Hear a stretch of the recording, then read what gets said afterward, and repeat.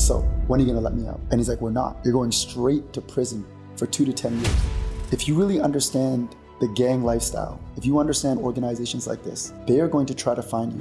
If someone's gonna ask me like, Tom, what is the number one thing that I need to develop in order to be successful? Dude, consistency is the most important thing. Yes. Success is the person you become in the process of going after that achievement. Yes. That's what true success is. Yes. Not every opportunity is for you. You gotta learn how to sit as the waves come by. Have patience until that right wave comes. It's not about you not having the money. It's about you leveling up. Correct. It's you learning new things. Because what you're doing right now is allowing people to share their testimonies to encourage others, or to share their life experience to encourage others to break through their own limiting beliefs. Let's go. Let's go. Excited for you to be here, man. Excited to chat with you. I'm super excited to be here as well. I have a lot of questions for you. Okay. I want to hear your story a lot more. When I went to go see you, so you're a physical therapist, you're a business owner, and I had a physical injury that I was searching for answers, and a friend of mine told me about you, and I went to go see you for a few sessions. And did you physically heal me? The answer is yes and no, right? Like I definitely, you taught me a lot more things about my body and my awareness and what's wrong with my posture. But in terms of the symptoms that I had, it was still there.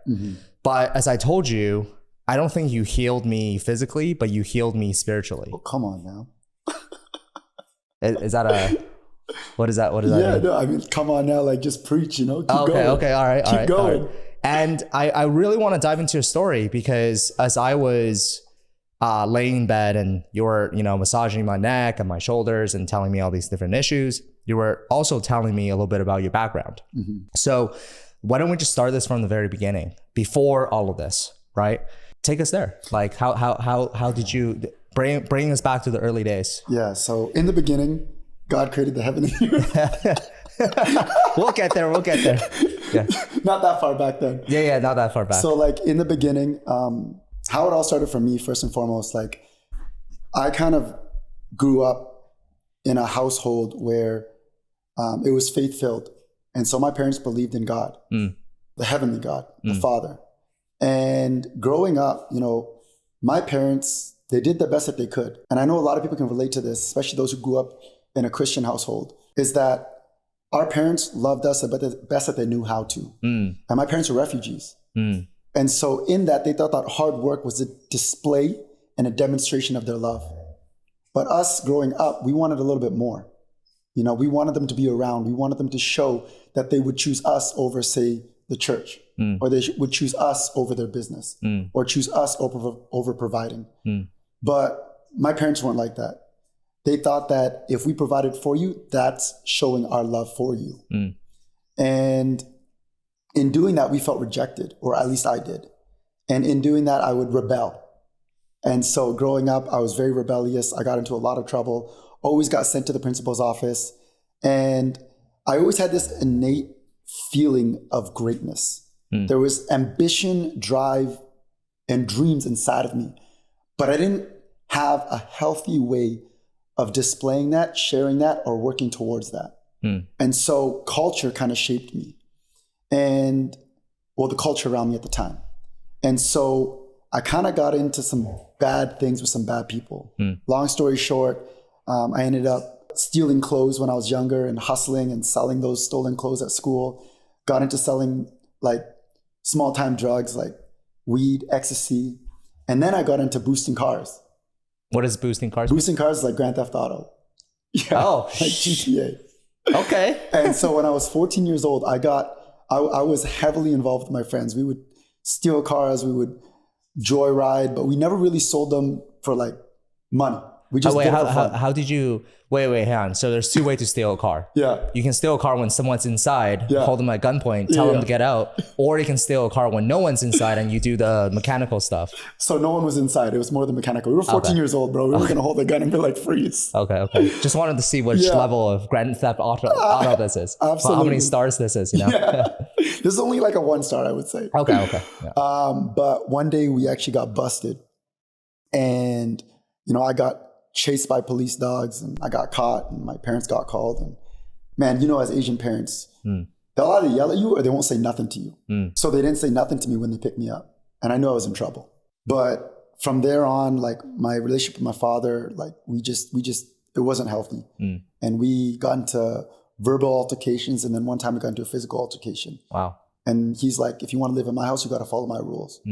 And being a young kid like that and being very rebellious, I was like, fine, if this is how you want me to live and I don't want to live like this, I'm just going to jet. And so what I did was I ran away from home. And I went to the one place any Asian kid at that age would go to, and that was gangs, organizations. And they take you in like they're your family. They're like, we got your back. All we ask is your loyalty. And so when I got involved, like for me, once a hustler, always a hustler. I was simply a hustler without ethics.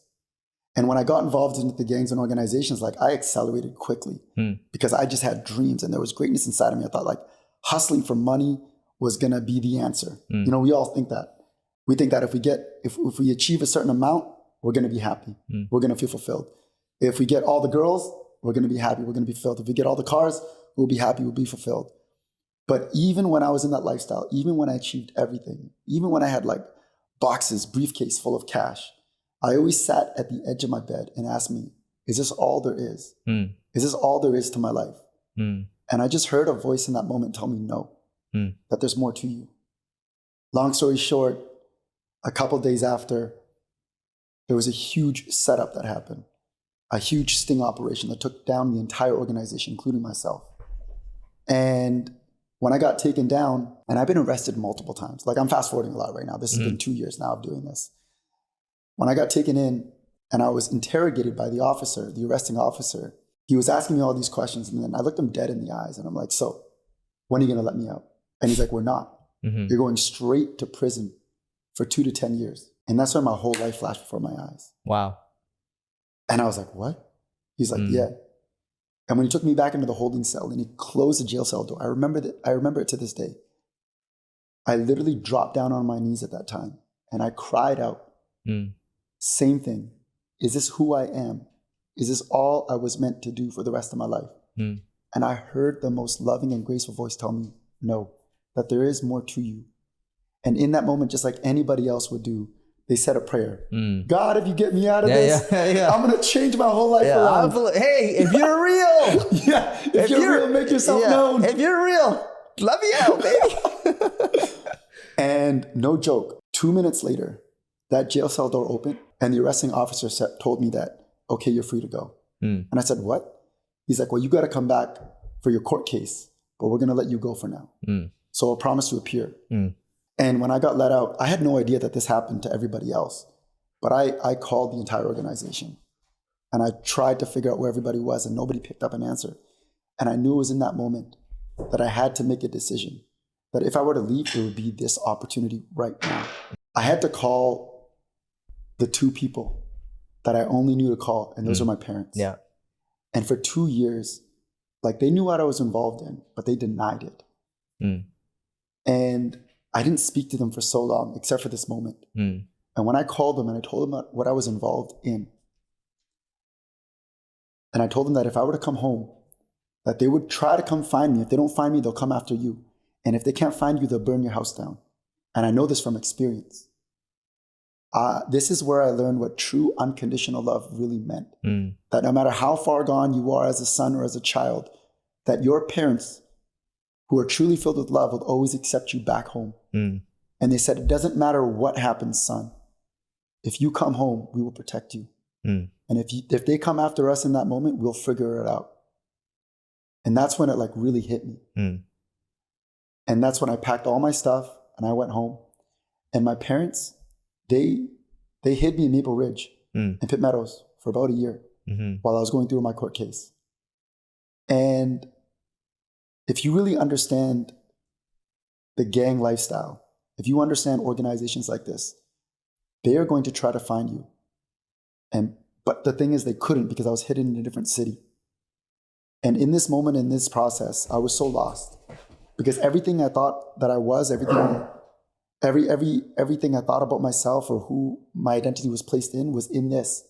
but I had to make a change.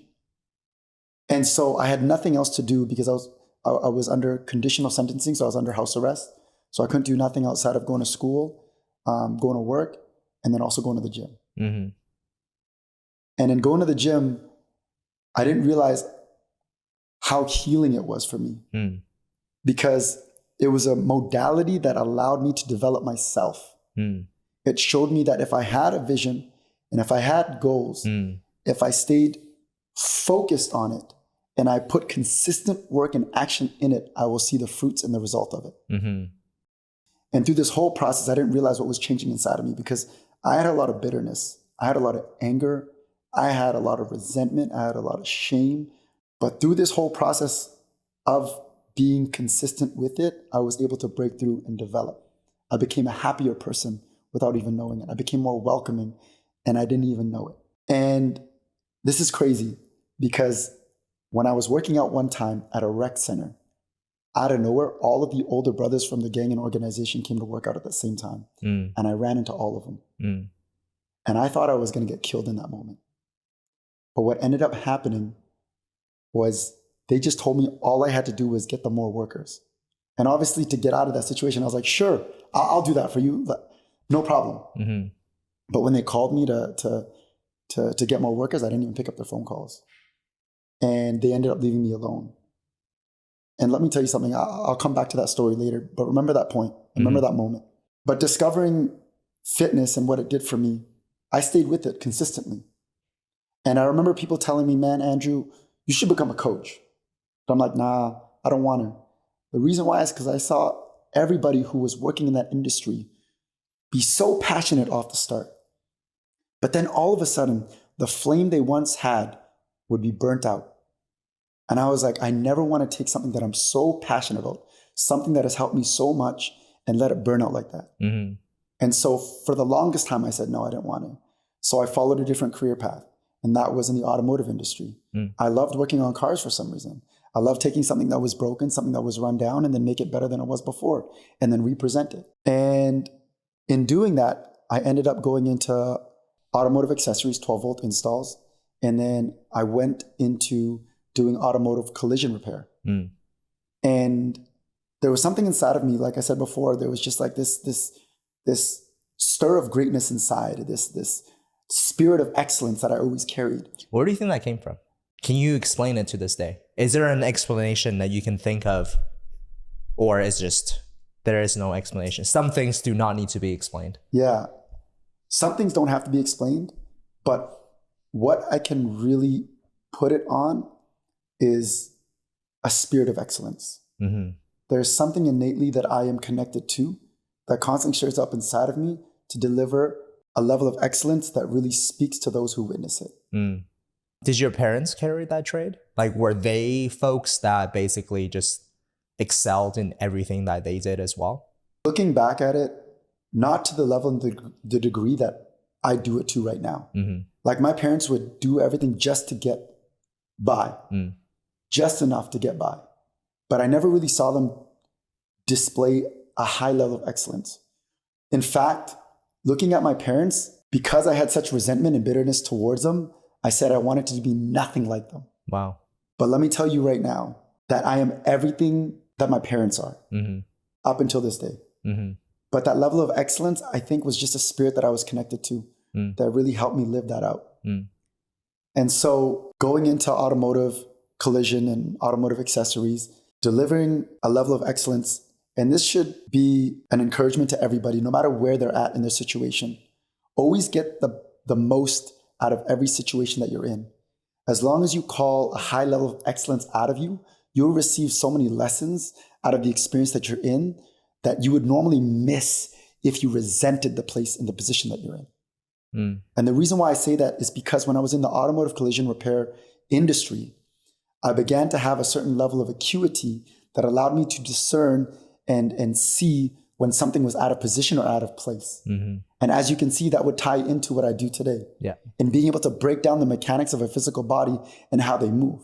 And so in doing that, I ended up opening up an automotive accessory shop. Oh, cool. Yeah, so like I said, once a hustler, always a hustler. And I just had this entrepreneurial mentality inside of me. And this is something I learned from my parents because my parents are entrepreneurs. And so I opened up this automotive shop and I did really well. And I took great pride in my work and people saw that. But still, there was something inside of me that I just felt like there was more to me. And I didn't know what it was. But one day I was like, asked the same question. Man, is this all to my life? Is there more? And there was an answer once again and said yes. And a couple days later, out of nowhere, my friend Tony comes in. And this guy I've known since like high school. And he was always insecure. He always had a stutter, but he walked in confident. No stutter. And he's like, hey, Andrew, shook my hand. How are you doing? I'm like, who are you, bro? And I was just intrigued at how he grew so much. And I'm like, bro, what have you been doing? And he's like, oh, I work with a company called Ledcor right now. And you know Ledcor, it's a big construction company. Yeah. But not a lot of people know they also have a telecommunication side to their company as well. And what they did was they partnered with TELUS and they helped TELUS build out their fiber optic network. Yeah, they go door to door selling, right? Correct. Yeah. And that's what Tony was doing. And I'm like, so you do door to door sales right now? He's like, yes, that's what I do. I help do the drop leads for TELUS's fiber optic network. And I'm like, from this, you grew this much. And he's like, well, the core culture around it is personal growth and development. And I was like, and I've heard about personal growth and development, and a lot of us have through like multi-level marketing companies. And that's kind of where I've always stepped away. I'm like, I don't want to get into MLM. Yeah. But this sounds a little different because it's a legitimate company. Yeah. You're doing door-to-door sales and you get X amount if you do this. It makes sense. Yeah. But remember, I have a business at this time. Yeah. And so I'm just intrigued by him. And after he's gone, I'm sitting there and just reflecting and thinking about him. Like, man, he grew so much in such a short time. And it's really interesting to me because there's something inside of me that tells me that I can grow even greater outside of my physical body. Like I knew there was mental development and spiritual development and emotional development that still had to be had in my life. And so I really thought about it. And my parents thought I was crazy. When I was like, Mom, Dad, I'm going to shut down my business. I'm going to go do this interview. And when I went to this interview, I met this guy named Corey Alif. I don't know if you know who he is. Yeah. Corey Alif. Yeah. And so when I met Corey Alif, Corey asked me, he's like, in the interview, he's like, if you could be, do, and have anything in this world, what would your life look like in 5 years? And I was like, nobody's ever asked me a question like that before in my life. Yeah. And I was like, oh my goodness. Okay. And I really thought about it. And I'm like, man, I can't think beyond 1 year. I couldn't even think beyond like 1 month. But now this guy's getting me to think 5 years from now. And it just shifted my perspective and it shifted my paradigm. And it just opened me up to it opened me up to a new opportunity and a reality I never thought of. And so in that moment, I made a decision. I'm going to close my doors and I'm going to follow this. And everybody around me was like, you're crazy, bro. Don't do it. You got a successful business. Stick with it. But it just shows you, man, like if you have something inside of you and something beyond your intuition, but this pole, this pole of truth is leading you towards this direction, follow it. No matter what your circumstances say, no matter what people say, man, follow it because it can lead you down a path of progression that comfortability never will. And so when I followed this, I went door-to-door sales. But the one thing I really dove into was the personal growth and development. And so I was exposed to things I've never even heard of, like Kevin Trudeau and all of what he was sharing in that moment, From Good to Great, this book that I was reading. And I was just taking in all of this knowledge that I never was able or was never exposed to before. And what it really helped me do was excel as a leader. And in this business at Ledcor, they had multiple homes, but there was something different about ours. There was something different about our culture that allowed us to accelerate, and our numbers showed to where Corey came down. He's like, what are you guys doing different? He came into our home. Our home was spotless. He came in, he just felt the atmosphere was different. And he's like, what's going on here? And I was actually, those who are called to lead will never ask to be led. They will always end up just leading. And I just ended up leading the house and the culture. And we really dove into the personal growth and development side. Every single morning, we wake up at 5 a.m., We'd all make our breakfast. We'd all sit down together. We'd all read together. We'd then go to work out together. And then from there, we'd come back again. We'd have another meal. Then we go to the meeting, and then we just go dominate. Mm-hmm. And then we come back. We'd just review how our day went. We'd see how we do better. And we just kept that up. And Corey was like, man, no other house is doing it like this. And we're like, what? We thought everybody was like this. But no, nobody really dove into it like we did. Mm-hmm. And once again, it came to a place where the same question, is this all there is? Mm. And the same answer came, no, there's more. Oh, God. Getting anxious, bro. I hate that. Dude, that question is a great question. Yeah. I'm in the same spot right now in life. Yeah. Yeah. And so I believe that when you ask the question, the answer will always come. And the anxiousness might come from hearing what you don't want to hear and also knowing deep down inside what you need to do. But sometimes having that and knowing that can make someone anxious because am I really qualified to do that? Dude, I learned that I have a superpower. Mm-hmm. And my superpower is if I set my mind to do something, I can do it. Yeah. I can finish it. I can complete it. I can check it off. And knowing that you have that superpower, the question now becomes, how do you want to spend that superpower? Mm-hmm. And before, the answer was very easy. It was just go make money. But what I realized is that once you I'm obviously not the richest person or anything like that. But for me, I've experienced a good amount of wealth at an early age. And it's like, can I keep building Amazon businesses? The answer is yes. Mm-hmm. But there's something there that tells me like, you can do more. Yeah. There's more. Yeah. Don't just build Amazon businesses. I'm like, okay, I hear you, but what is it? And the answer hasn't come. Mm-hmm. And for me, as an entrepreneur, you need to know the answers. You want to know the answers. And whenever there's a question mark, we are very good at turning that question mark into a not a question mark, mm-hmm. something that is solved. Correct. But I can't solve this. Mm-hmm. Like, if you could do anything in life, what would you do? You know? It's like, all right, I'll go do that. But then once you do that, it's like, is there more? Mm-hmm. And the answer is like, yes, there is more. So I'm telling myself, for once in my life, I'm taking a passive approach. And what I mean by that is I am trusting that things will unfold just like it always has. But then even as I just said that, this little voice in the side of the back of my head, it's like, well, maybe that's a little too passive, Tom. Maybe the only way for you to find the answer is actually not being passive, but being active mm-hmm. by trying a lot of different things. So the question for me is like, all right, well, what do I try? So it's like my identity right now is an entrepreneur. And it's like, well, try different businesses. I'm like, okay, what kind of businesses?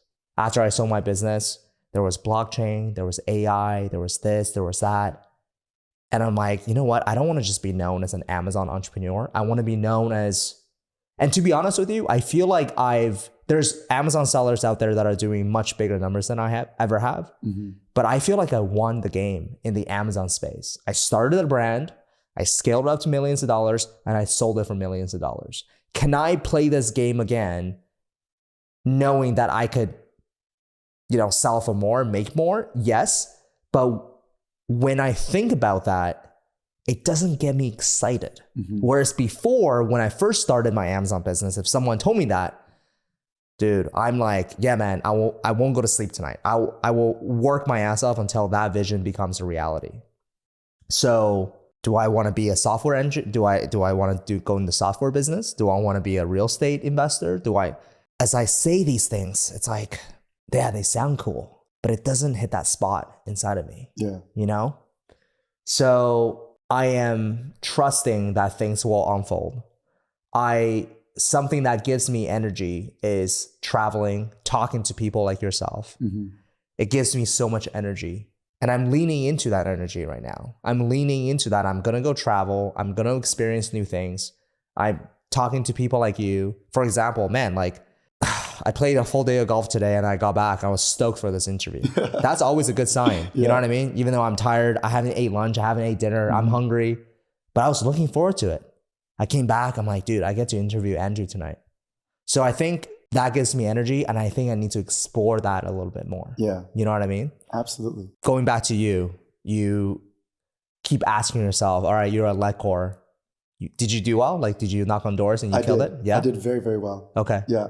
But first, going back to what you said earlier, you know, like you have a superpower. Yeah. The one thing that comes to mind, like the moment you said that, with great power comes great responsibility. You're from Spider-Man? Dude, sometimes I don't want responsibilities, man. It's like, hey. sometimes it's like, that's another struggle, right? Yeah. It's like right now I'm teaching other people how to make money selling products on Amazon, and I have thousands and thousands of students. And it is a lot of responsibility. And it's a very hard thing to help people to make money. Absolutely. Because starting a business requires so much. I don't think people understand how much it takes. It takes all of you, not 90% of you. It takes all of you. And your business can only grow if you grow. Your business cannot grow if you do not grow. So by growing your business, you need to grow into this bigger person. Absolutely. Do you know how hard that is for people to change? It's so difficult for people to change. And the reason why that is, in my opinion, is because people are just too comfortable. Yeah. There's not enough pain yet. If I were to hold a gun to your head right now, Andrew, say, hey, give me 1,000 push-ups. Even though you've never done a single push-up in your entire life, you will do 1,000 push-ups. I will do my best for sure to do 1,000 push-ups. Dude, even if you've never done a push-up in your entire life, you will do 1,000 push-ups because you know how much pain it will cause you if you don't. Yeah.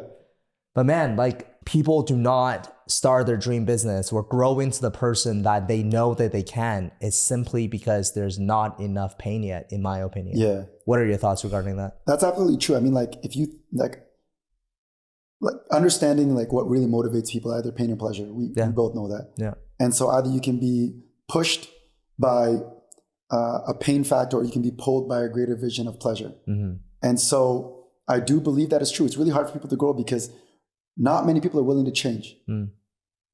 But what it really comes down to, like you said before, as you grow, your business grows. And the one thing that I realized being in and exposed to personal growth and development was the more that I grew, the greater my numbers grew. And there is a proverb that says that if there's no enemy within, the enemy outside can do you no harm. If you learn how to overcome the internal dialogue and the battles that you have, especially as an entrepreneur or even as just a person, nothing outside can do you any harm.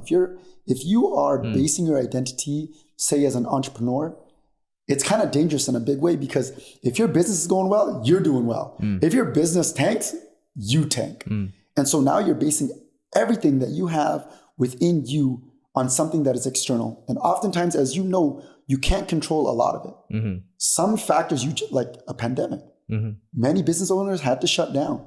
It drove a lot of people into depression. It drove a lot of people into stress and anxiety because they based so much of who they were outside of themselves. But in the word, it also says that as your soul prospers, you prosper. And there's one presupposition I always lived by, is that success isn't something that you achieve. Success is the person you become in the process of going after that achievement. Yes. That's what true success is for me. Yes. And if you look at life as a game, that is my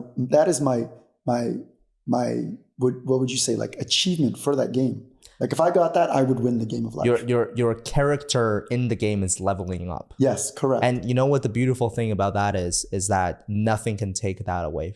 Like you can take away my business. Yeah. You can take away my house. You can take away my car. You can take away whatever. But the skill and the knowledge and experience and the person I became throughout this entire experience, you can never take that away from me. Yeah. I know now. I know too much now. Yes. You know? And that's what I mean about my superpower, is that I really believe I can do anything I want in the world. Absolutely. I believe you too. But the question is, what is now? it? Yeah, exactly. Going back to that question that you had. So for me, when I ask myself, is there more? Yeah. And I'm like, what now? For me, how it happens is that I hear a voice. And I believe the voice is the voice of God. And when I heard that it's time for me now to pursue fitness, I didn't understand how it was going to happen.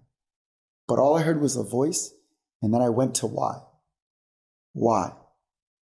It's because I went through the same struggle, and fitness was my vehicle to break through my limiting beliefs. And so I took that why, and I allowed that to develop the how. And so when I went back, when I decided to quit Leadcore, I went home.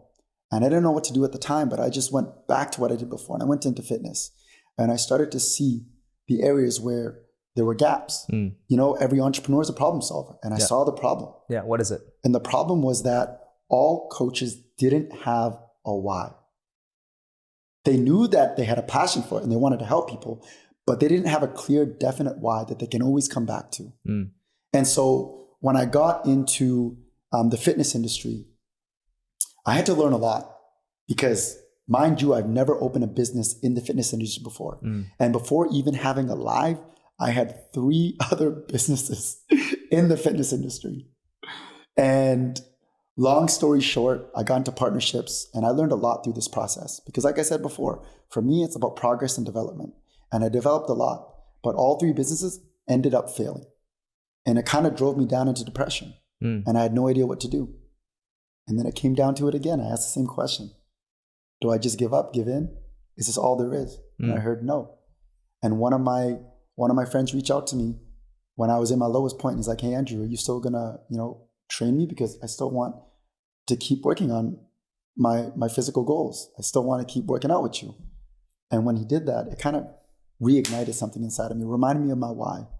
And when I came back from that, when I came out of that and I kept training him, there was a spark that happened. Everything that I went through, everything that I learned and grew through, I applied that into a new venture, into a new business. And that accelerated and grew very rapidly and very fast. But I was working myself like a dog from 5 a.m. till 10 p.m. training clients, like nonstop. And I was even working with like professional teams, like even the Arsenal team from SFU. Sorry, not the Arsenal team, but the Arsenal soccer team. And then also some football players from SFU. And I was coaching them. And I was just your typical personal trainer who was about hype, who was about push, and who was about motivation. But the one thing that always ended up happening was every single one of my clients got injured. No matter how precise I was on form, no matter how much I told them to retract their shoulder blades back, pack it in, no matter how much I told them to go on their heels and load up their back chain, I was sharing the wrong information. Because like Tony Robbins says, it doesn't take a genius to recognize a pattern. And I recognized the pattern that I was actually sharing people was not working. And also recognizing the pattern of every entrepreneur, every desk worker out there, every person who had a certain job out there always had the same injury. And so I had to figure out why. And it kind of led me down the path that I'm on right now. I'm not a physiotherapist by license or trade, but I do the same work as a physiotherapist. I do the same work as a kin. I don't do the same work as a chiro, but I'm able to understand the human body in a way that we're able to help heal people. So you're self-taught. I'm self-taught. And the thing is for me, like you, when I have a goal, when I became so obsessive towards a vision or a dream, I start to look outside of my current reality, my current circumstances for the answer. And it kind of led me down the path of like new age spirituality, understanding more about breath work, understanding more about your somatic nervous system, understanding more about trauma, emotions, and how to heal that. And that kind of led me down learning about like neurolinguistic programming, learning about dynamic neuromuscular stabilization, learning about functional range conditioning. And how do you learn these things? You just Google and watch YouTube videos, or like you go like take classes, or what kind of form of information do you digest? So I do take the classes. So I would go to the workshops, I would go to the seminars, and I would learn this. And diving into it, I'm a very kinesthetic learner. So I process the information, but then I have to go back and practice it myself and learn. And one thing that Bruce Lee always said, I'm not afraid of the man that practices 1,000 different punches one time. I'm more afraid of the man that practices one punch 1,000 times. Mm-hmm. And so for me, when I went back, I practiced it over and over and over and over.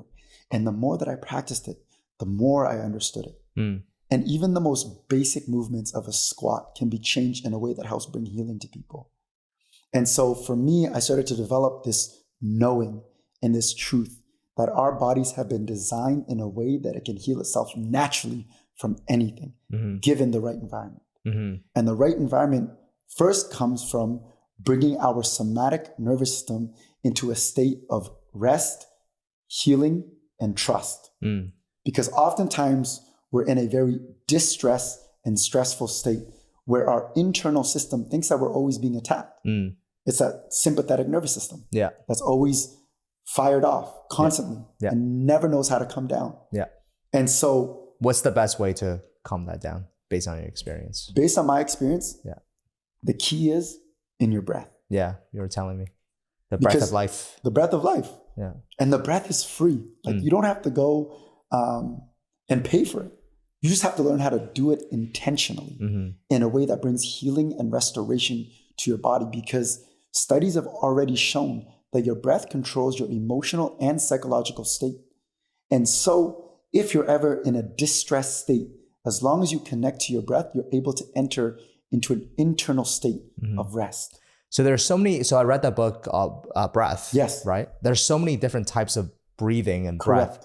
What do you recommend for the viewers or the listeners right now if they're just like stressed out, they can't go to sleep? You know, probably a lot of entrepreneurs listen to this. They're like stressed out from their business. They were just like, okay, this sounds cool. This sounds interesting. I want to calm down. Take me through that. Yeah. So, you know Andrew Huberman? Yeah.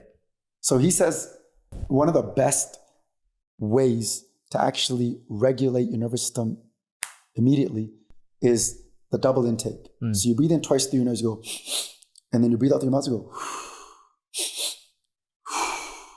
And that's what helps calm down your nervous system immediately. The best breathing technique I have found, though, is from a technique that I learned from the book Breath by James Nestor. And what they discovered was the best rhythm of breath is 5 breaths per minute.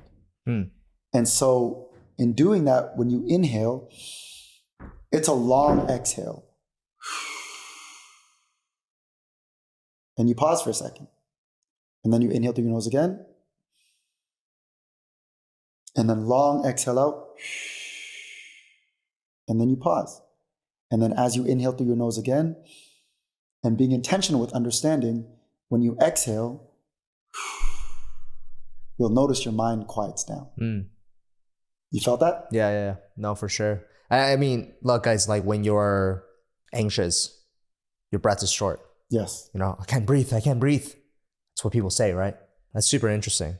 So, okay, so breath work, 5 seconds in, long, pause, hold, calms you down. Is there any measurement for, like, you know how there's measurement for heart rate, there's measurement for HRV, there's measurement for all these different things. Is there a measurement to see on a, it will be really cool to see like your nervous system. Absolutely. You're here or here. Is there a measurement for that? Because HRV is a little bit related to that, but not fully, right? If you look at Dr. Joe Dispenza's work, they do a lot of brain scans. And in the brain scan, they can actually see what's happening. And they can see when somebody is in a sympathetic state, and then when they start to regulate their breath or go into a deep meditation, they're able to see gamma waves happen. Oh, interesting. And that's when they start to go into this like certain experience that happens. So Dr. Joe Dispenza does a lot of work like that. And so really coming back and like trying to bring everything together, because we told the story. Yeah. It really led me down a path of understanding holistic health. And for me, my mission and my vision and my why is to share that. It's to bring healing and truth to those who are blind to it, to bring healing and truth to those who feel bound in their physical body. Because as you know, when you go through a health issue or a health crisis, your whole world changes because you're willing to give everything up in order to gain your health back. Yeah. You're willing to spend any amount of money that you accumulated over the years just to get your health back.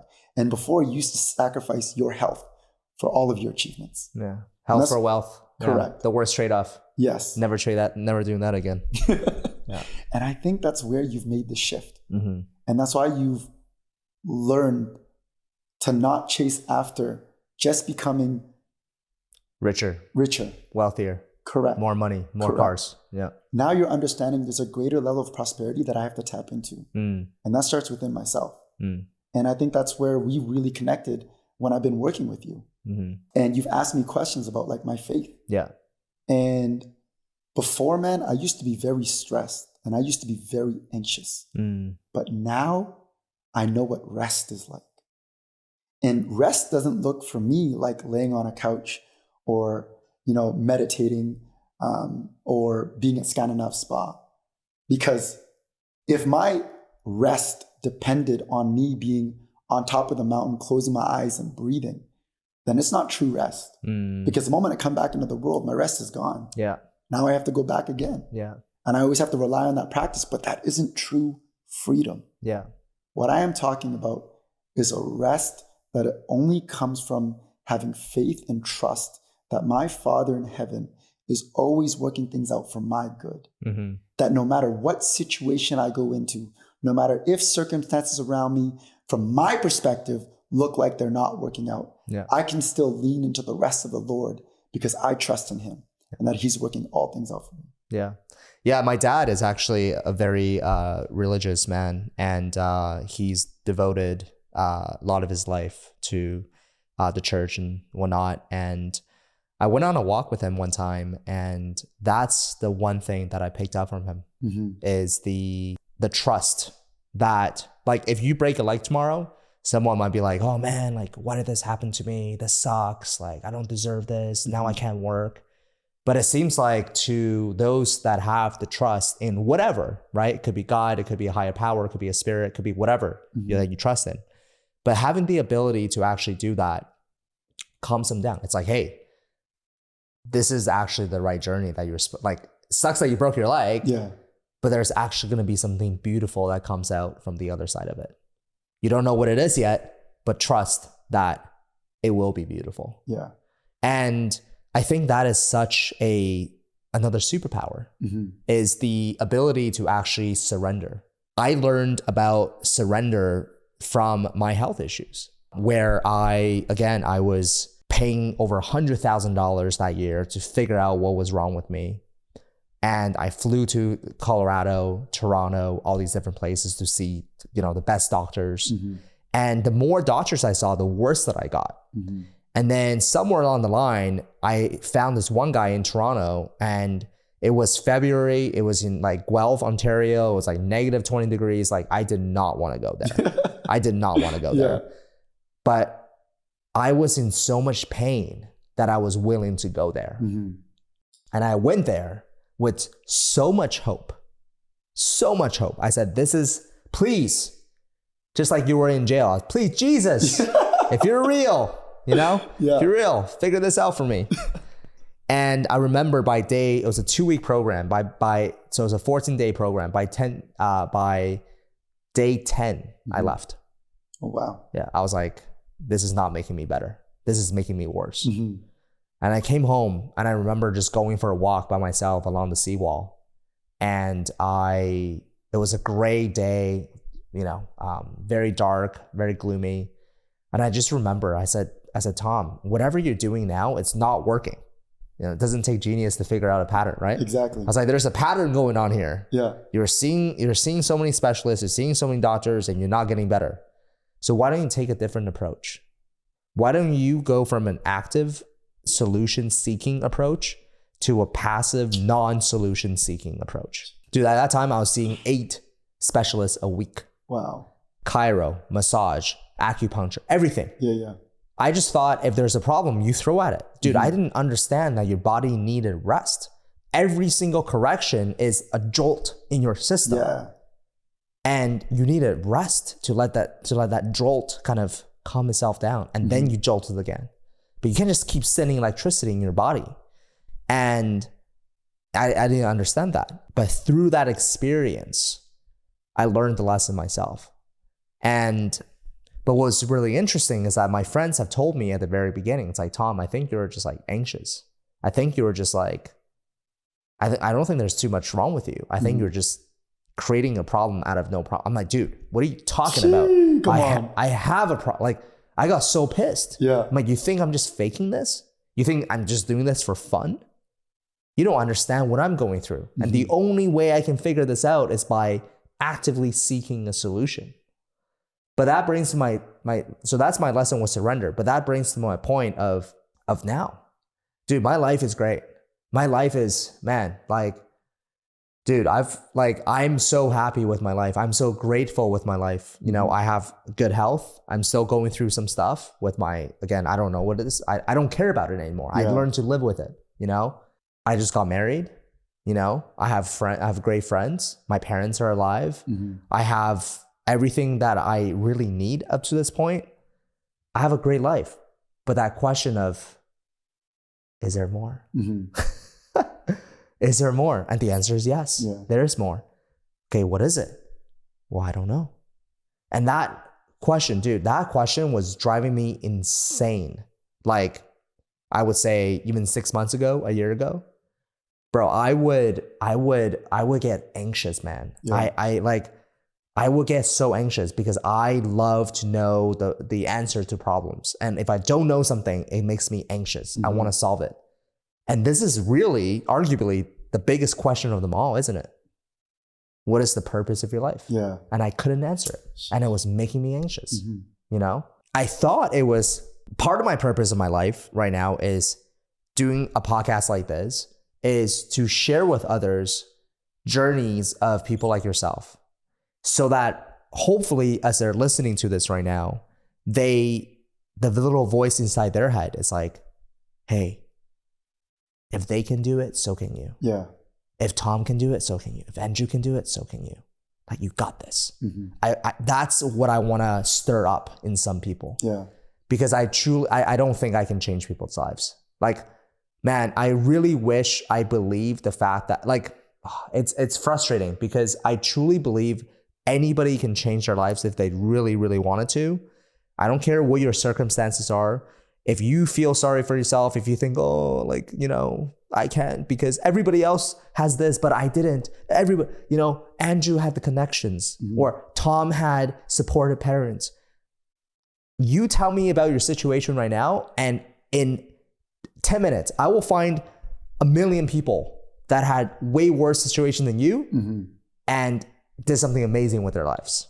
So whatever your reason, your excuses is invalid. I'm sorry. It's invalid because I can just find so many people out there with way worse situation than you that believe in themselves and end up doing something great. Yeah.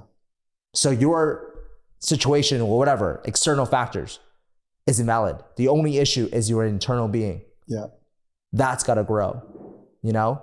But I wish I didn't care that much about people. I really do. Like people in general, or? I really wish this burden that I have with sharing this information was not as loud as it is. Yo. Because it pisses me off, man. Let me just. Dude, it pisses me off when people don't change, man. And I don't like to be pissed off. I like to be happy. Trust me. I don't want to be pissed off. But I get so frustrated. I'm like, bro, why aren't you doing it? Why, like, you got everything.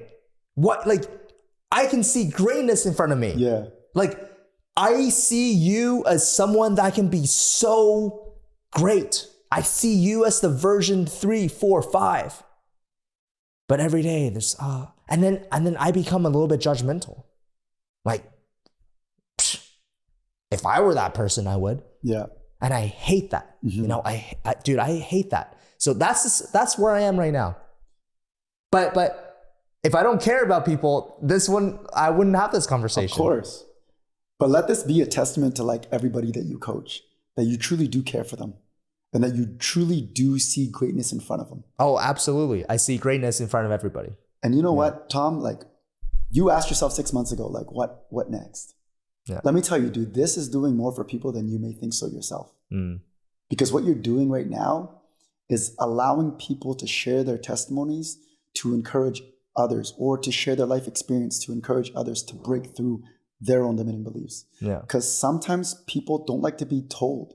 Sometimes they have to hear and allow that to convict them to create change in their life. You know, the people's internal world is a lot more complex than we think and we know.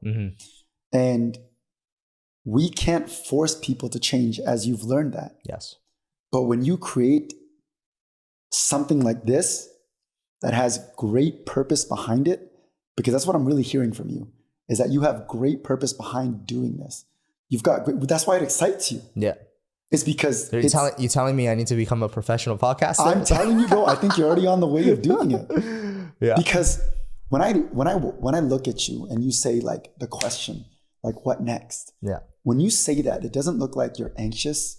It doesn't look like you're frustrated. What I feel from you is joy and excitement. I think there's, first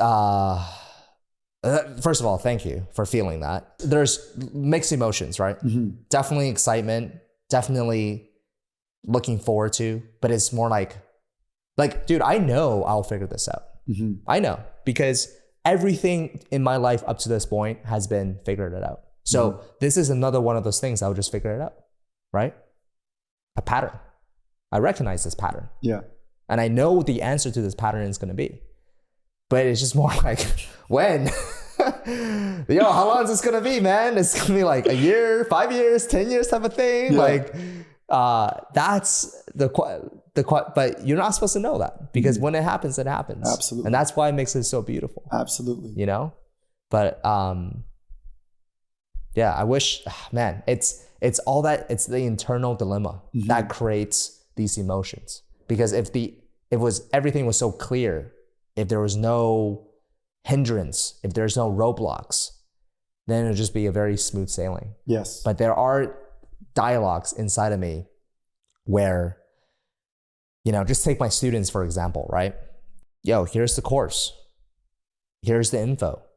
A lot of them don't even make it past the first chapter.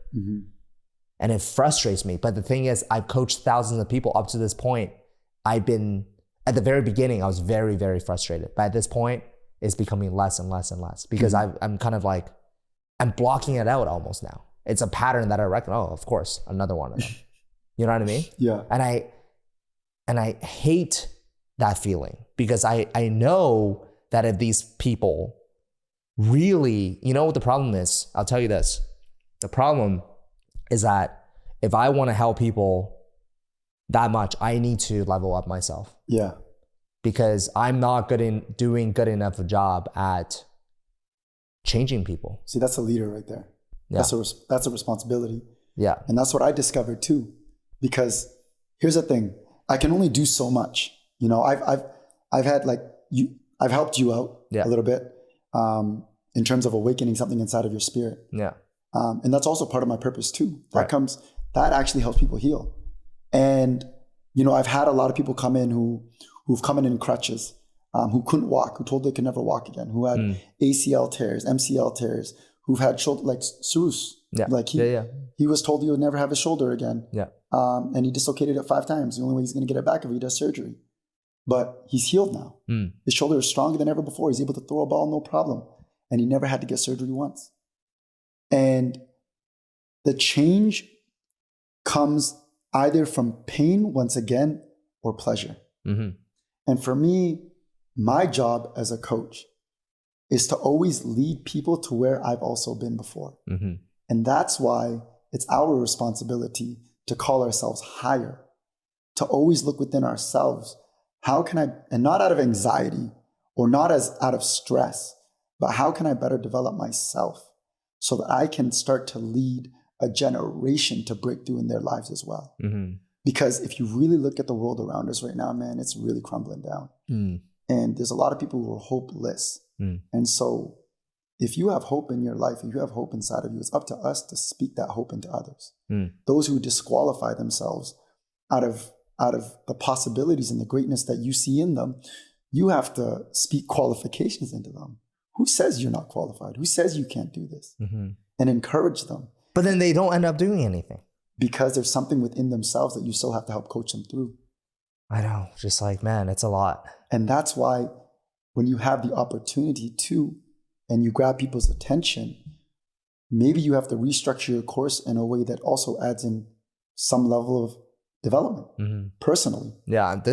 I'm adding this video, this podcast to the first, making this the first chapter of the course now. Absolutely. Yeah. And I think that when people start to discover that, man, if I truly, like even Dr. Joe Dispenza says it, you want to change your personal reality, you just got to change your personality. Mm-hmm. There are things within us, our innate beliefs, thought patterns, behaviors that create a certain reality that a lot of us don't like. Yeah. And the only way that we can overcome that is if we literally learn how to turn off that analytical mind, take what we consciously want in our lives and program that into the unconscious. Yeah. And that's what I've learned how to do too. Because within the physical body, there's trauma and there's emotions. There's been moments where I've had people on my massage bed who end up opening their eyes and crying because of trauma that they've held inside of them. And so that is a part of the process of healing as well. That's the part of process of development and growth as well. But not to be trauma focused, because a lot of people get stuck in always overcoming their trauma. Yeah. You know? Yeah. Like there's a lot of people that are like that. Yeah. But the truth is that when you have a great vision, when you understand your why, the how does not matter. Yeah. I love that you said that, because I truly believe this is what I say, right? If the why is important enough, the how will follow. Yes. But if the why is not important enough, the how doesn't matter. Because now, okay, the how is actually information. Correct. Information now is actually commodity, because anybody can figure out how to do something. I can figure out how to build this house. Where do you figure that out? Google, YouTube, ChatGPT. Yeah. I can figure out how to do anything. How do you cook this amazing 5-star gourmet meal? Yeah. I can figure that out. Information is a commodity. So why aren't people doing things? Again, going back to what I said earlier with what you said as well, there's pain and pleasure. And nowadays, I mean, we live in a society with a lot of pleasure now, don't we? Yes. Our dude, I deleted Instagram. Yeah. Dude, I was on it way too much, man. I was like 6 hours a day. Not on Instagram, but my phone time was like 4 to 6 hours a day. Yeah. I would just, even for the first few days after I deleted Instagram, I'm still on Instagram. And see, here's another thing. It's like, I'm on Instagram. I want to spread this message. And the best way to spread this message now is through social media. Yeah.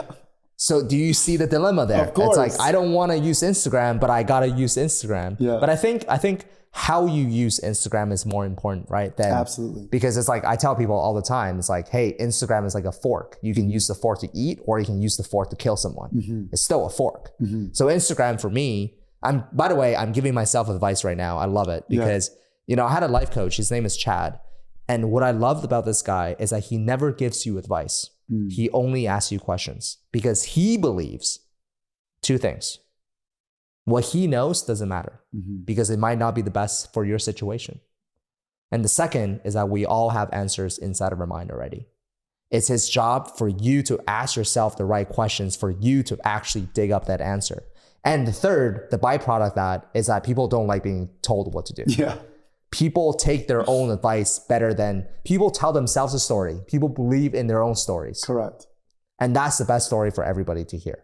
So as we're talking, Instagram, that's, hey, just depends on how you use it. So I'm still going to use Instagram to share my message. But there's a few people, you might be one of them actually. You might be one of them. But I would say 4 people. I think there's 4 people that I've ever met in my entire life. Yeah, you're probably one of them. Sheesh, I'm honored. 4 people only? You're probably one. Yeah. No, for real. There's 4 people, maybe 5. Under 10 for sure. 100%. Under 10 for sure. There are under 10 people that I've ever met in my life where I'm like, God, again, you don't have to believe in God or whatever, but God put you on earth to do, you are doing exactly what you should be doing right now. One of them is Tony Robbins, because he's been in business for 40 plus years, motivational speaker, whatever you want to call him. And man, when this guy, when you see him live, have you seen him live, by the way? I have. Dude, he's not faking it, man. He's, you know, what's crazy about Tony is that I don't think he is a human. He's a human in the physical form. Absolutely, yes. But there's something else speaking, using him as a physical form to get this message across to other people. You can feel it, you can see it, you can touch it. And when I recommend everybody to go see. And you know when people say, oh, is that a cult? Where'd you hear that from? Who'd you hear that from? Who'd you hear that from? Oh, I saw it on the internet. You believe everything you hear from the internet? Go experience something for yourself. Yeah. Make your own judgment. Yeah. You know? Don't just hear something on the internet and you say, oh, I heard it from the internet. Go see it yourself. Yeah. I always believe, even in a cult, you probably learn something for you. So when I went to see his events, oh man, this guy is a gift from somewhere. He's a gift. The other person I would say is my personal trainer right now, Chris. Dude, this guy just loves what he does, man. He loves, he's put on earth to do exactly what he's doing right now. And when I see people like him, and Chad as well, like he should be doing exactly what he's like. It just, everything fits so perfectly, the energy. And when I see people like that, I don't get jealous. I get inspired. Yeah. I'm like, wow. Like, I do wish that I was them in that sense, where I found something that I'm equally as passionate about, where maybe other people see me and they're like, wow, you're doing exactly what you should be doing right now. I do wish that, but it's not out of like a jealousy, like a negative vibe.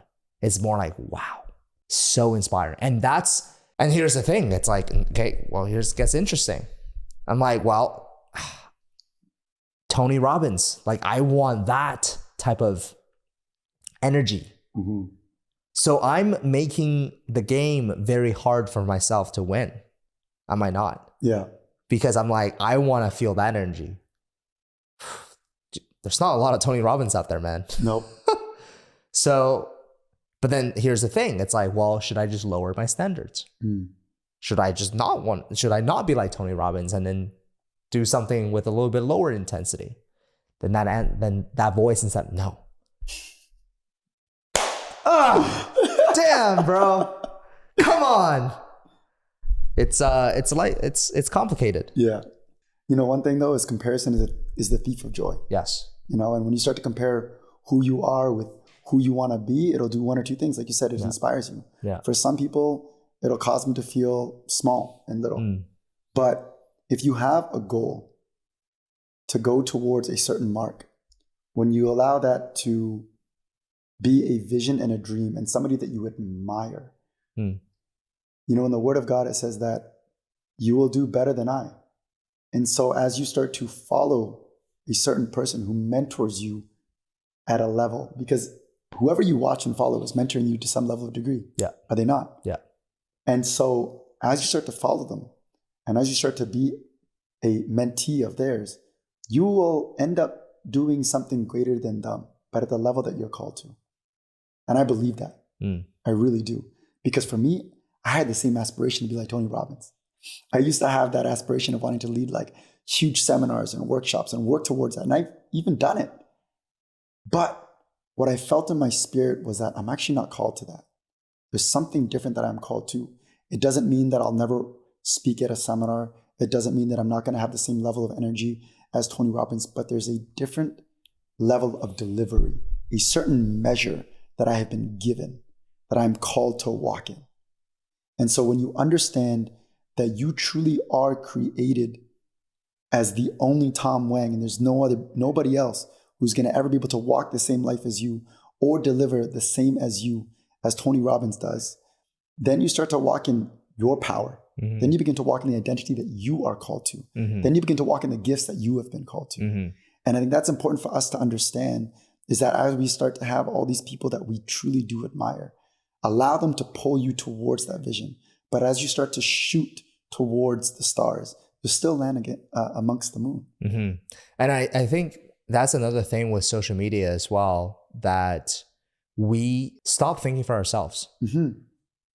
We look at what everybody else is doing, and we stop looking, like we stop thinking for ourselves. We would say, well, I want to edit this video. Well, how should I edit it? Before, if there's no social media, it will come from here. Be like, oh, I think this looks nice. Oh, I think this doesn't look nice, whatever it might be. But then now with social media, for me at least, I can't speak to everybody. It's like, well, let's just copy what the other person's doing, Mm-hmm. So there's there's less innovation, and there's less deep work, deep thinking. Like, lock everything out and think for yourself.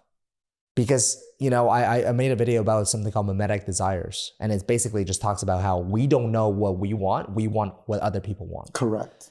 But with social media, the problem is that we see everybody's highlight reels, right? Wow, what an amazing vacation. Wow, what a nice car that this person drives. Wow, all these different restaurants. Wow, he's hanging out with so many friends. He must have a lot of friends. Wow, I don't have a lot of friends.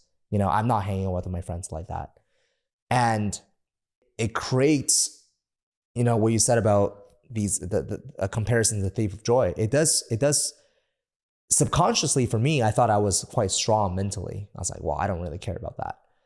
But deep inside, it's hard not to, we all have these human desires.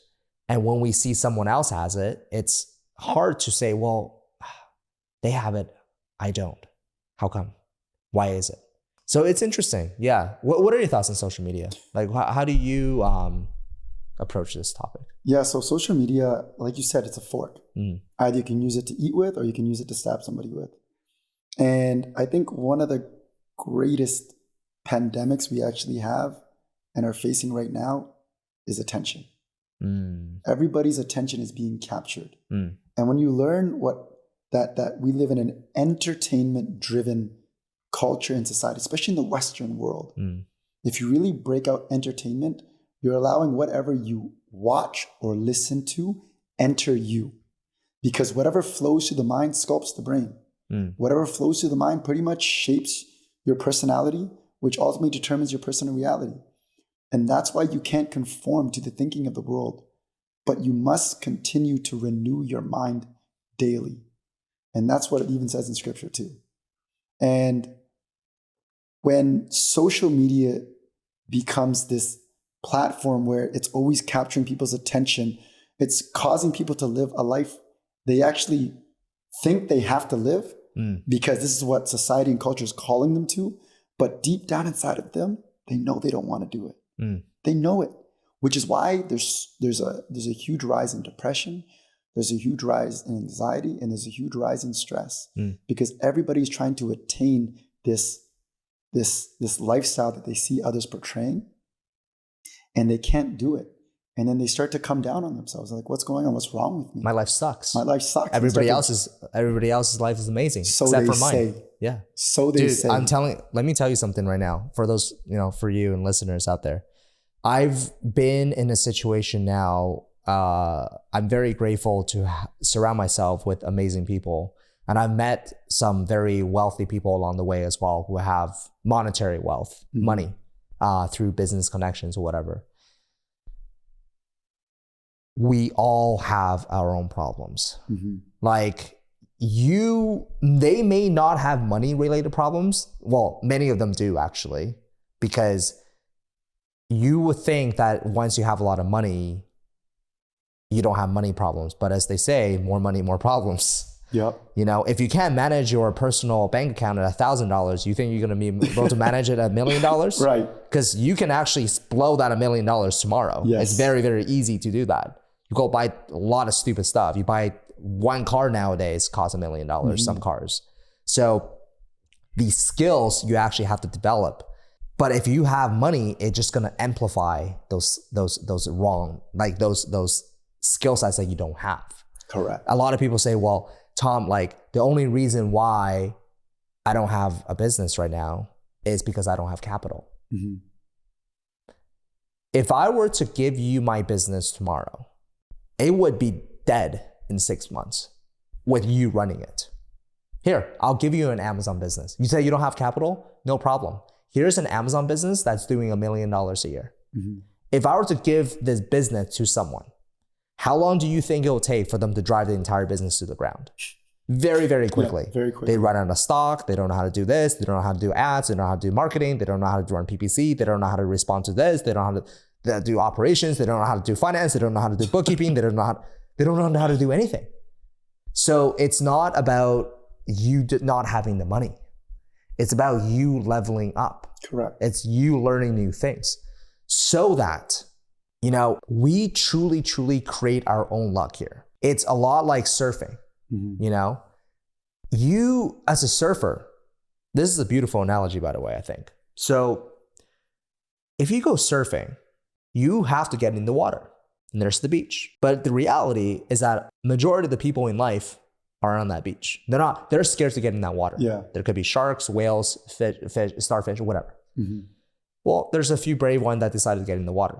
Now you have to paddle, right? Now you see a wave come by. Not every single wave is a good wave. Mm-hmm. Some waves, you actually just have to let it go. Yep. You can't get on it. These are opportunities. Yes. Come on now. These are opportunities in life. There are some good opportunities. There are some bad opportunities, but they're opportunities. Mm-hmm. And then you see that one wave. It's coming. Perfect. You start paddling. You hop on it, you catch the wave, and you're surfing. And then the wave dies. Mm-hmm. And you got to do it again. And that's exactly what life is about. There's going to be opportunities, but you can't get on that wave if you're just actually watching this on the beach. Correct. You got to get in the water. Got to get your hands dirty. Got to get wet. So you go out there and you hop on the, and you got to paddle, man. You got to paddle. You got to paddle. You got to work hard. The wave's not just going to pick you up. Yeah. And that's why I think a lot of people, their mentality around, oh man, so many businesses are saturated. So many businesses are saturated. I'm like, dude, it's not saturated, man. Mm-hmm. Trust me on that. Nothing is saturated. Mm-hmm. I can find you winners in every single niche. There are still people making money in every single business. Yeah. It's only saturated because you do not know how. And when you do not know how, you have these big question marks. When people have a lot of question marks, what they do is that they default to not doing anything because there's too many question marks, mm-hmm. right? Overanalysis. But it's like, hey, I don't want to do this because I don't know what's going to happen. I don't know what's on the other side of the wall. And I'm okay sitting on this side of the wall. It's, it's not great, but it's not bad. I can sit here for a little while. Mm-hmm. So if you want to think business, if you, for example, some people say, well, Amazon's saturated. If Elon Musk started an Amazon business tomorrow, do you think he's going to do well or not? Yes. Well, why? I thought it's saturated, Tom. No, because he has the skills, man. Yeah. Right? He has the skill sets. And I think it comes back to one thing that your favorite mentor always says, Tony Robbins. He says, it's never a lack of resources. Yeah. It's a lack of resourcefulness. Absolutely. And that's an internal state of thinking and being. Yeah. And that's the one thing I've actually had from day one because of my dad. That even though he didn't know how to do it, or even though he didn't have the resources, he'll figure it out along the way. Yes. And that's what led me to where I am today. And the one thing that you said that was really, really good, and I think a lot of people should really listen to that, is that not every opportunity is for you. You got to learn how to sit as the waves come by. Have patience until that right wave comes. But at the beginning, you don't know. Correct. You think every wave is like, oh, here's a wave, let me paddle. Oh, it didn't go up. And then you start developing patterns. Yeah. You start learning. But at the very beginning, I would say, dude, paddle every single wave. Yeah. Then only can you learn what is a good wave and what is a bad wave. Yeah. Right? You're right. So do you think you're right now in your current state right now of doing what you're doing? Is that voice still whispering to you? Of course. Can you do more? Yeah. Yeah? It's not that can you do more? It's that I'm asking, is there more to me? And I always hear the voice tell me yes. Okay. And like most people don't know this right now, but I'm starting to really step away from the coaching aspect. I mean, there's so much vision and dreams that I have. But one thing that I really have in my heart is that I want to bring truth and healing to people. And what I've learned and what you've understood is that you can't heal in a toxic environment. And the environment that I'm talking about is people's internal state. And so I'm actually starting another business. I want to ask you is that a secret for now, or is it? Well, I mean, like because I know you like locked in something, and you locked in a location. Correct. Yeah. So for me, like I told you, like I had this healthy obsession with discovering how to bring healing to people. And so from that, it kind of got me into understanding breath, which is what we just talked about, how important breathing is. And then it got me into understanding cold exposure and ice baths. And during the pandemic, I actually got certified as a breathwork facilitator. So I started Wim Hof or no? Not Wim Hof. It's something similar. Something similar. It's still a circular breath cycle, but it's through the nose instead of the mouth. And there's a reason for that. And so for me, I always used to drive up to Scandinav Spa. And I would go up there, spend an entire day, and I'd come back feeling restored because I would do the sauna, I would do the cold exposure, and then I would also do ice bath while I'm in there. But the one thing I would do personally is I would bring myself through a neurological rehearsal about what I look like, what my life looked like, and I just spoke life over myself. And so I'd just come back restored, feeling energized, feeling more inspired, seeing things greater than I ever thought I could ever even imagine. And I've always wanted to do that for others, but I couldn't ever bring Scandinav Spa into Vancouver. You know how the commercial real estate is. It's crazy per square foot. There's no way that we could do that. Yeah. But there could be a possibility, but in my reality, I couldn't see it. But like you said before, you got to try every wave to learn the right wave. And I tried every wave. I even went pursuing to expand my current gym. And in pursuit of that, it gave way and opened up a relationship that fizzled out a long time ago. But people catch wind of what you're doing. And people told a friend of mine that I was actually opening up another gym, like a larger one. And when we saw each other at a wedding, he just, asked questions.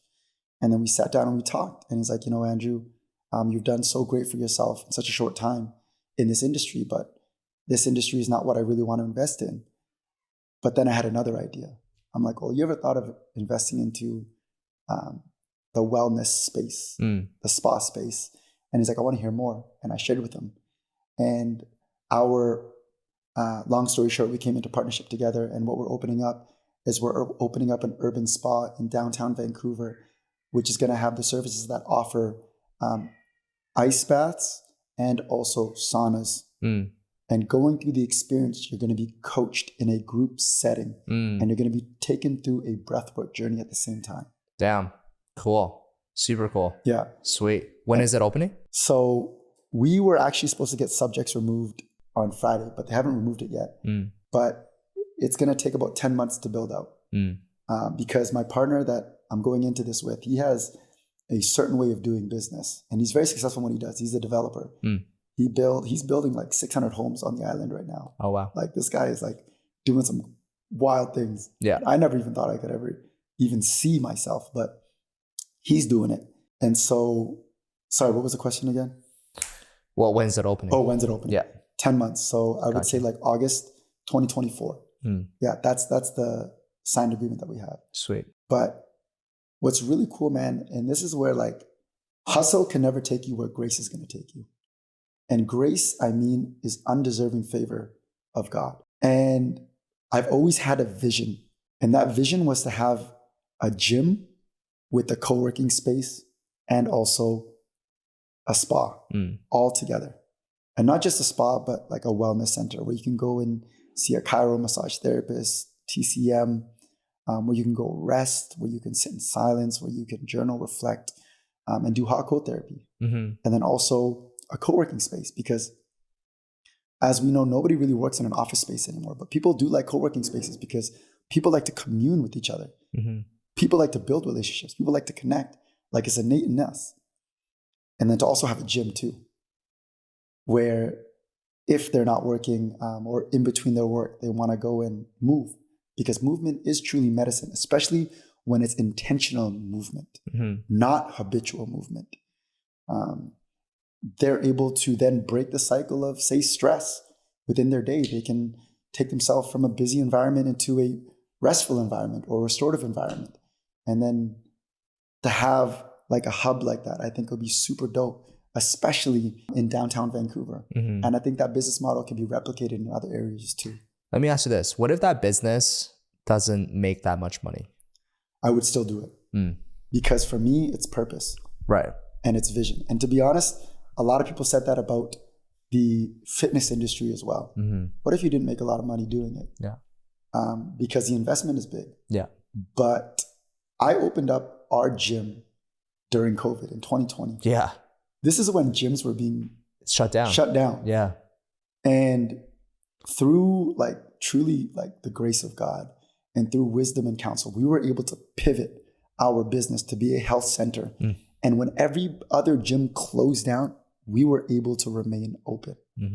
And we still had members come in. And so when Vancouver Coastal Health came, when WorkSafe BC came, when VBD came, when the news came, they all asked me the same thing. And they all asked me about our mandates and what our regulations were. And I told them the exact same thing. And they all said, okay, Andrew, well, you look like a gym, but you seem like a nice person. I don't know what it is about you, but I want to work with you on this. So just present it like this and we'll accept it. Like if that's not favor, I don't know what is. If that's not grace, I don't know what is. And so what is grace? Grace is the undeserving favor of God, which means that you didn't have to work for it. But because God loves you so much. But you did have to work for it. But there are certain things in my life that I didn't have to work for. For instance, this partnership that I have right now is truly divine, because the conversations I'm having right now is about the vision that I had maybe 5-6 years ago, about having a hub where there's a co-working, a gym, and a spa. I'm able to have that right now with my partner. And I never even told him about the vision. Right. I never told him about the dream. He actually had an opportunity and he presented it to me and he asked me about it. And then that all came together. When your dream is strong enough and you believe in it enough and you can see it clearly, the universe, again, in this case, you believe in God, other people, whatever you believe in, has a way to make it happen. Correct. But you have to see it very, very visually. Yes. Like, you know, I saw a good video today online where the guy was talking about speccing out cars. You know, when you buy a brand new Porsche, you can go to the dealership, you sit down with them and you pick everything, right? What do you want the wheels to be like? What do you want the trims to be like? What do you want the color to be like? What do you want this stitching to be like? What do you want the seatbelt color to be like? You can pick out everything. That's your vision for life. Except you're doing it on a car. But a lot of us do not have that vision in that detail for our own life. How have you created that vision for your life? Like, is that voice that you've always had inside of you, that power that is like is there, for someone maybe that doesn't have that vision, is there something tactical you can give to them? Maybe your friend Corey was like, hey, what does your 5-year life look like? Exactly. And I think it's the prompting of the question that leads to a discovery of an answer. Because even when you spec out a car, sometimes something might change. Yeah. And sometimes you have to learn how to surrender the vision and be open and available to what's coming. Because those who aren't willing to bend often break. And I think that's where the frustration of a lot of people come from. But something tactical, something easy to follow, is to sit down and write down in your book or a journal, what does my life look like 5 years from now? If you can't see 5 years, what does my life look like 1 year from now? What does my vision for my finances look like? What does my vision for my relationship look like? What does my vision for joy look like? What does my vision for peace looks like? See, those are questions sometimes we don't even think of ourselves. No, you don't. Yeah. And I think that's important because here's the one thing that my pastor always says. He's like, if you keep chasing the bag, but your bag has holes in it, then your bag will always leak no matter how much you fill it. So what is that analogy? What are the holes? The holes is the brokenness that we feel. The hole is the lack of peace. The hole is the lack of joy. The hole is the lack of thankfulness and gratitude in your life. Because as you said, you know a lot of millionaires, but even they have their own problems. And some of the problems may not be money. And their problems are actually very similar to your problems, believe it or not. Yeah. Not you specifically, but like whatever, if you're listening to this right now, you have problems. They also have these problems. Correct. They just don't show it. Correct. You know? And that's the thing too. It's like we have to write down these visions to see it for ourselves. And when you can truly begin to see it, that's where faith comes in. Because a lot of people don't have the faith to see it through. Yeah. A lot of the times they might be able to write it down, but then it only becomes a mode of passion. It's like an affirmation. I'll speak it over myself. I'm great. I'm great. I'm great. I got energy. I got energy. I got energy. But what they say, what they think, and what they feel are not in alignment. And so it doesn't become real inside of their heart. It doesn't become real inside of their mind. And a lot of the times too, man, like you know this, like when it comes down to working towards any vision, you just got to have focus and take consistent action every single day. Dude, consistency is the most important thing. Yes. If someone's going to ask me like, Tom, what is the number one thing that I need to develop in order to be successful? I tell them right now, well, first you need to have a vision. Yes. I think that's the most important thing. But the second most important thing is consistency. It's like going to the gym, right? I mean, consistency is everything. You can go to the gym for one day and have the best workout, but if you're not in the gym for the next 2 weeks, you're like, oh, I had a good workout. I'll come back in 2 weeks. How do you think your body's going to change? You know, it's not, right? No. But a lot of people mistake what consistency looks like. They think that every single day you're going to the gym, you're feeling jacked up. You're like, yeah, I want to be here. I want to lift heavy and this and that. No, man. There's some days where your workouts suck. Yeah. You have no energy. Yeah. And you know that you had a bad workout. You're like, dude, today probably didn't do a whole lot for my muscle. But guess what that did, Dave? Guess what that day did for you? Tell them. Your mind. Come on now. Your mind muscle. Yeah. Like that day you didn't train your physical muscles, but your mind muscle just 10x'd. Because it's on days like that, which everybody has, by the way. Yes. It's like, dude, I really, really, really do not want to do this today. I just don't. But man, on those days, if you are doing it, I always tell people this, you do not need to be the best. Truly, you don't need to be the best. That's right. You just need to be a little bit above average. Yes. And to be honest with you right now, the average is set very, very, very low. Bro, people have it too good, man. I'm speaking to myself right now. I have it too good. I've been too comfortable. I have been. Sold a business, bought a house, do all that. Dude, I've been comfortable, man. You know? But I wanted to ask you this because you're like, well, if you feel grateful, if you feel abundance, if you feel at peace, I do feel those things. And those things make me very comfortable. You know what I mean? Absolutely. It's like, it makes me feel like I don't even need to go out there and like hustle anymore because it's the abundance mentality. Like I got everything. You know, I'll tell you this story. I was seeing a friend from church and I haven't seen him in a long, long time. And he works with the church. So he doesn't get paid a whole lot. But he said something that really struck me. He said, Tom, I was like, yeah. I was like, what do you do for work? He's like, well, I work with the church. I said, how much do you get paid? You know, he said to me, he said, Tom, I don't get paid a whole lot, but it's always enough. And when he said that to me, something hit me, but I couldn't really tell what it was. And I just took it in, I took it away. But then as the days went by, as I'm driving, that is abundance mentality.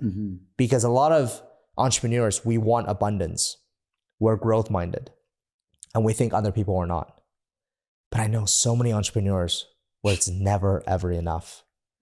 You know? Yeah. Oh, I got $1 million. Okay, well, this person got 10 million. Okay, 100 million, what, $1 billion. It's an endless chase for the money. But if you're doing it to improve yourself, that's a different story. But this guy said, hey, it's always enough. So he feels like he has enough. Yeah. And at the end of the day, I truly believe that we're all just going after certain emotions and feelings.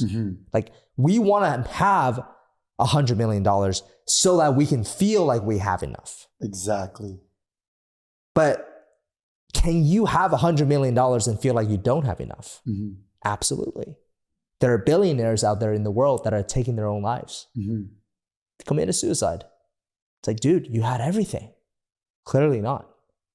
But there's also people that don't have a whole lot, and they're the happiest people in the world. For me, I'm like, I want to have a little bit both. You know what I mean? I want to find my own balance because I do believe that money is good. Money can solve things. Money, you can use money to give it to the church or help people. Again, money is like a fork, right? You can use it for different things. But do you get caught up in that hustle culture? Yeah, so I have gotten caught up in that hustle culture, right? And that's where I felt a lot of restlessness in my life. Even though before I came to know Christ, like I only came to know Christ when I was 33 years old. Before I came to know Christ, I was like in New Age spirituality. And I was like power of positive thinking. This is where I was heavily involved in listening to like Tony Robbins, Les Brown, Dr. Joe Dispenza. And I was listening to all these gurus and teachers, Sadhguru, all these people.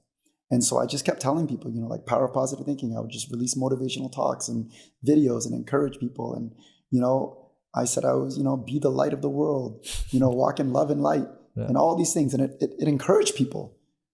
But the one thing I realized is that it never led to true freedom or transformation. We were always bound to our practices. And so I used to always be so restless and I had to hustle for everything that I got. But when I came to know Christ, bro, I remember the day clearly. January 2020, when I fully gave my life to Christ and I prayed the prayer, I was like, God, have your way in my life. Let your will be done.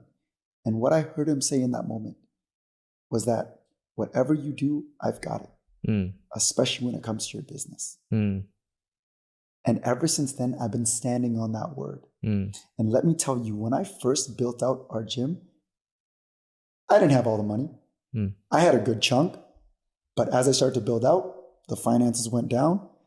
But if my love for money was still there, my joy would have went down. My peace would have went down. But because I didn't love money, but I loved and allowed God to sit at the throne of my heart, I was still able to walk in his peace, his rest, his joy, and his power. So through it all, dude, testimony after testimony. I got a random check in the mail from a car accident I had maybe like 8 months ago that rode off my car and I got $20,000. Like that's what I consider the grace of God. So when you say things like that, that just gives you what? That gives you confidence? That gives me that gives you like you can do anything you want and like God has your back and like you can just like you got this. Not only do I got this, but God's got me. Yeah. And the thing is, the weight and the burden that most people feel isn't on my shoulders.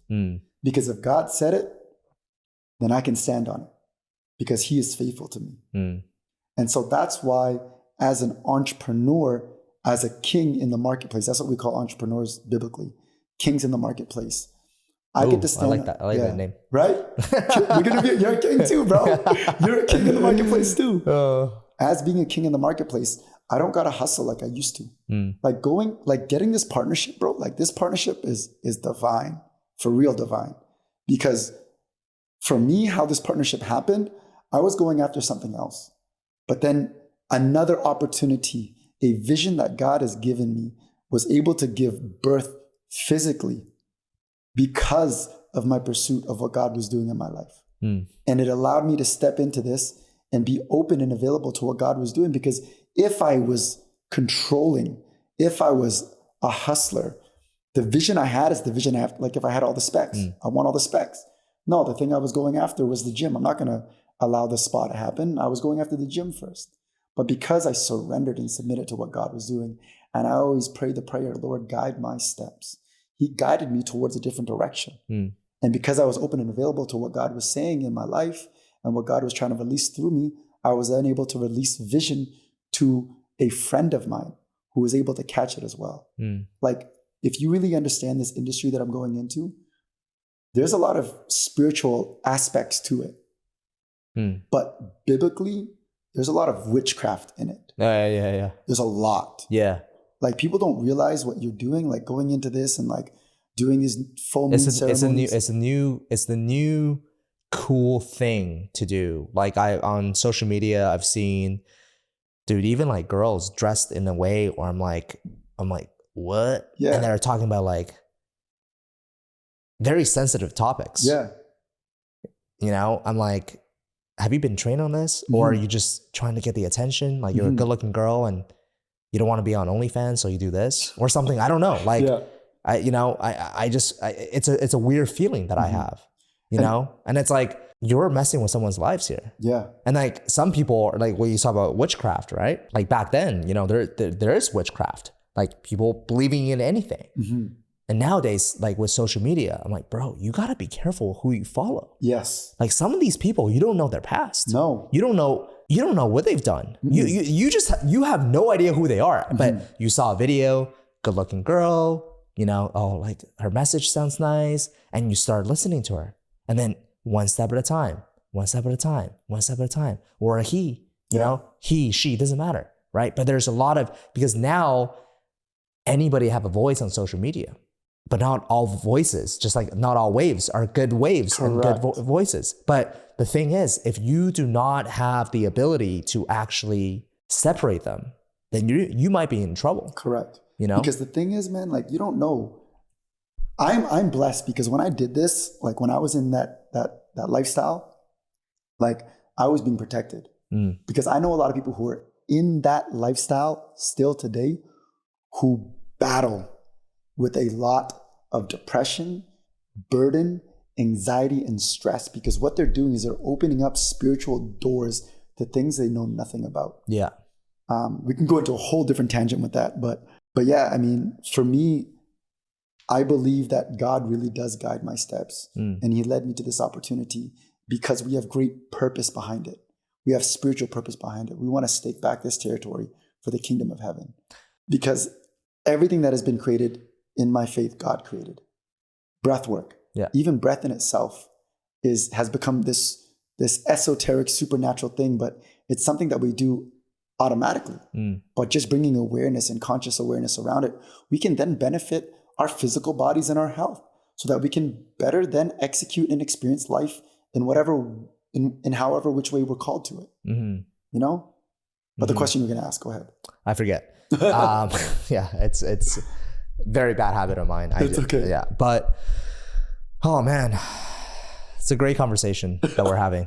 We're having so many different tangents though, man. But it's all kind of the same. It's like there's a common theme with what we're talking about, you know? It's surrender, it's having faith, it's going after your goals out of a place of self-improvement and leveling up rather than I need this, I need to get this spec of the car. Man, I feel like I'm excited to see how this business goes for you. And I'll definitely come by and I'll be a customer. I'd love to try all these different modalities. Yeah, man. Any last words of, we've been going at it for a little while and I think my memory cards are going to run out of space, unfortunately. I think I can talk to you for like, I think sometimes in life you meet someone and you guys are just on the same wavelength and you see the world from the same perspective and you've shared lessons in life that shaped who you both are as a person. And the conversation out of that place is amazing. But yeah, I mean, we can do another episode somewhere down the road, I guess. Absolutely. And let us know. But yeah, comment something down below. Yeah. Let us know if you want to do another, if you want Andrew back. If not, that's cool too. It's all good. It's all good. But how much did it cost you to start your gym, by the way? Just curious. Roughly about 220. Wow. Yeah. And all the equipments, are they like bought or leased? They're bought. Bought. Yeah. Interesting. Originally they were leased, but we leased to own. Yeah. What's the gym called? Just in case anybody's wondering. It's called Alive Fitness and Wellness. Yeah. And what we specialize in helping restore people's bodies back to wholeness. Yeah. I mean, I've had friends who've gone and they've actually like Cyrus, you know, from potentially getting a surgery to fully healed by doing what you taught him. So it's amazing. But anyways, any last words at all? Last words. Yeah. That's probably a heavy question for you because there's probably a lot. There's probably a lot of last words. I just want to encourage people that no matter where they're at in their life, understand they're exactly where they need to be. And continue to try every single wave that you can. Ride every wave that you can and understand that you're going to fall down a lot of times. But as long as you keep getting up, you're going to keep progressing forward. Yeah. Beautiful. All right, guys. Well, that's the end of this podcast. Appreciate you all listening. If you've listened to this podcast to the very end, I want to know. Just comment something down below. Whatever your name, the biggest takeaway. I'm really, really curious because this is such a great episode. I've learned so much. And I appreciate you coming out this way. Thank you for having me here. Yeah, absolutely. And guys, again, this has been great. Thank you all for listening. And if you're listening out there, earlier, Andrew said he's got this voice inside of his head. You're meant for something more. If you're listening right now, you too have that voice in your head. If you didn't have that voice in your head, you wouldn't be listening to this right now. You'd be watching Netflix or something else. You too have that voice in your head. Do not let go of that voice. That voice is something very, very special. So lean into that voice. Keep hearing that voice. Keep talking to that voice. Ask for its answers. It's going to sound stupid, but whatever. And I too had that voice. I knew. I really, really knew. And I think if you're listening to this right now, you know as well. And your time will come. And never, ever, ever let go of that voice. So thank you all so much. I'll catch you all in the next episode.